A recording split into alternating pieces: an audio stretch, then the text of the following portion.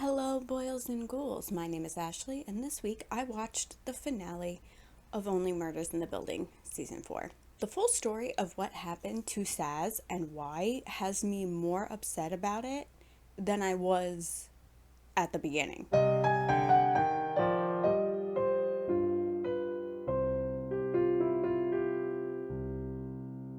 Okay, so all those plot holes that have been pointed out by the actors, like the note on Jan's door and Oliver's dog, yeah, absolutely no resolution about that whatsoever, which upsets me. Because as I said last time, if they tie all that in, I'm going to love that, and it's going to be my favorite part of this whole show. But we still have nothing. It was never mentioned again. Hopefully it continues to be addressed next season, because clearly the person responsible here is not that person. So, at the end of episode 8, they kind of implied that Glenn was like the stunt protege that was giving Saz a hard time. No, turns out it wasn't him. He doesn't really have much to do with anything other than maybe being able to identify who that person actually is. So they really just used him as a red herring, which honestly felt a little anticlimactic to me, especially since they brought Paul Rudd back. Now, in order for them to figure out who it was, they had to talk to the director of the Project Ronkonkoma movie, who happened to be Ron Howard. So, that of course triggers another one of Oliver's crazy celebrity stories about how apparently they met one time at a Chinese restaurant and became really good friends. Fully expected Ron Howard to just be mentioned in name only, kind of like they did with Tony Danza a few episodes ago. But no, he's actually on the show. Because for the first time ever, and who knows, maybe possibly the last, Oliver's story is actually true. Shocker, I know, right?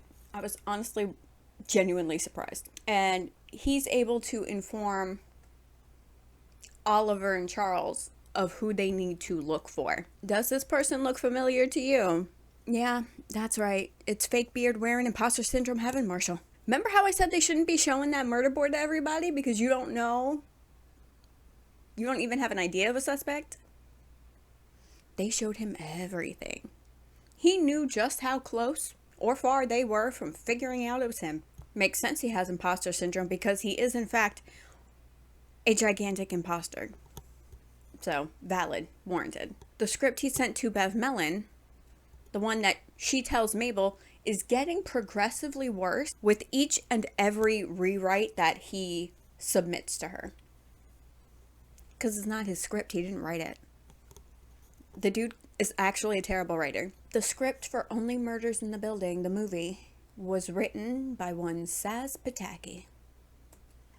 And this sumbitch stole it from her. Now, you remember I said I'm more upset now about what happened to Saz than I was before, and I was already pretty damn upset about it. Saz wanted to try her hand at writing because she wanted another way to tell stories that wasn't breaking every bone in her body to do so. So she decided to make the hero of her story her good friend Charles and his podcast. Marshall, who's got daddy issues because he wanted to be a writer, and Dad didn't want him to be a writer, he wanted him to be a marksman or something like that. So he's desperately trying to become a writer when he runs into Saz and starts training with her as a stunt person. They become friends, he shares his script with her, and she feels comfortable and trusts him enough to say, hey, guess what, I've also been working on a script. He reads hers and gets jealous because she's not a writer. She doesn't really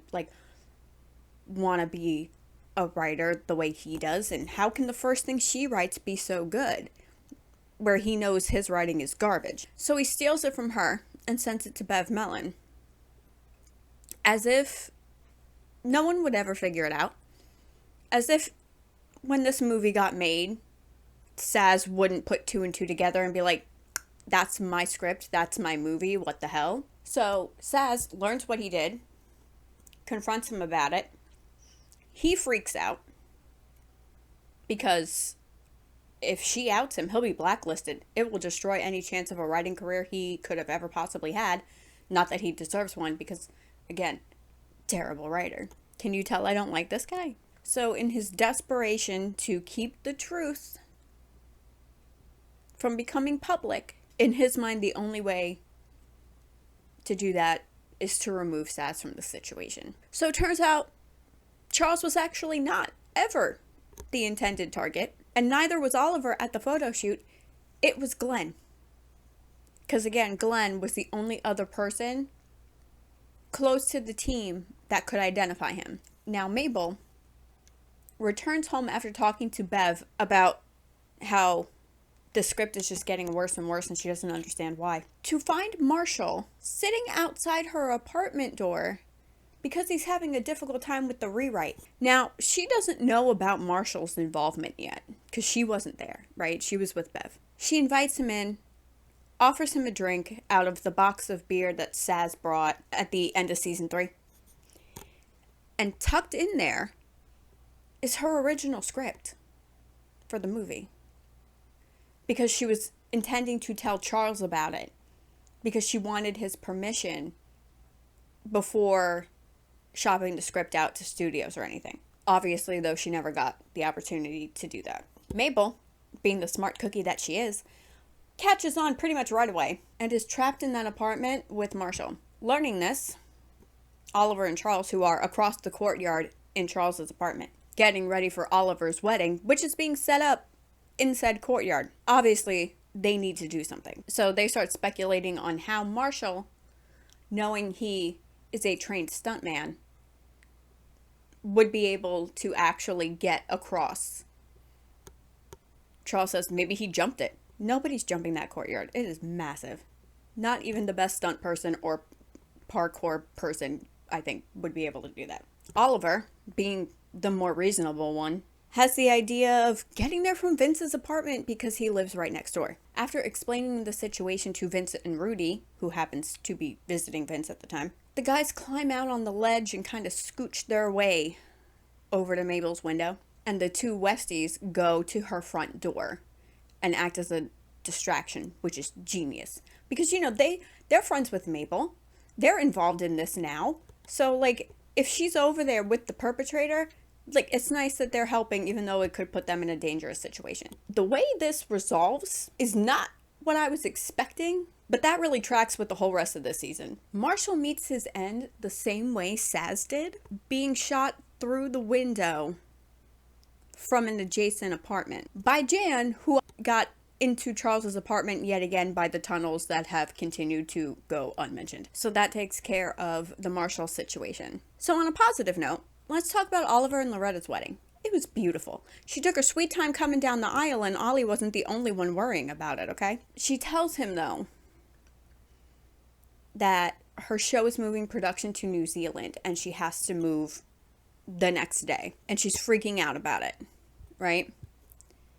And he said, well, then I'll just move with you because that's what married people do. And I went, oh, that's so sweet and wonderful. And he's right. But, like, they wouldn't really have him move away, right?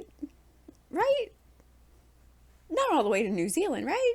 After the wedding, the team gets approached by a woman who tells them that her husband is missing and she'd like to hire them to find him, to investigate it. They inform her, we don't do missing persons investigations. We're not even investigators. We just solve murders that only happen in this building. She says, oh, well, he is involved with this building. She doesn't elaborate, but says that, yeah, there's ties to him in this building. Can you please help me find him? So I guess they're setting that up for next season, and I like that idea.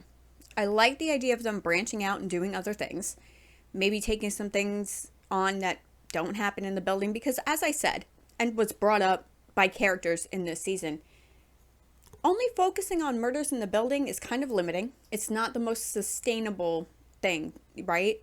So this is good for them. And really, how different is it investigating a missing person versus a murder, except for the missing person thing is more time sensitive. You know, that's really important, you know? This person is alive and needs to be found as quickly as possible. But of course, this season ended, as every season before it, setting up the victim for the coming season to follow. Which for season 5 is Lester the doorman. Who the hell could have a problem with him? Like, Lester's always been nothing but nice to everybody and helpful, and am I going to be pissed off about the reason for this the way I was pissed off for the reason for Saz? Probably. Anyway, that's it for this video. Subscribe if you want to. Click the like button if you feel like it. If there's something you'd like me to watch, please let me know in the comments down below. I'll see you next time. Be excellent to each other. Bye.